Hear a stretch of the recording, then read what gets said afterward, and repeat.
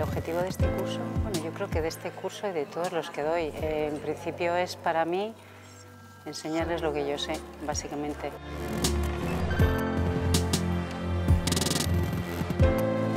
Divido el curso en dos partes. La primera parte es darles herramientas para poder crear ellos mismos sus propias frases coreográficas a través de un método, diría yo. Quizás ya se está desarrollando en un método que yo utilizo, y la segunda parte es de repertorio.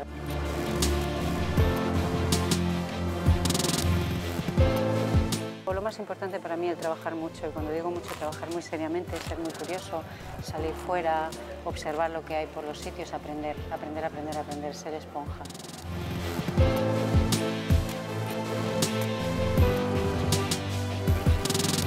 Me quedo con que ella trabaja mucho con la forma de que el movimiento sea honesto, que no sea con muchas florituras, sino que ella crea un proceso de llegar al agotamiento y desde ahí parte del movimiento. Entonces creo que es un movimiento más sincero.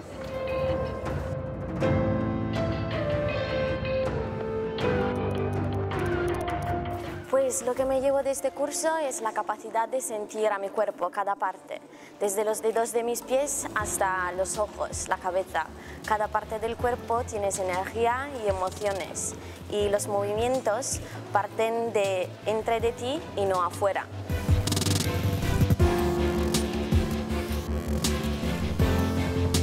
Es una forma muy intensa de trabajar, porque mueves partes del cuerpo que igual antes no eras consciente, y entonces enriquece mucho tu movimiento.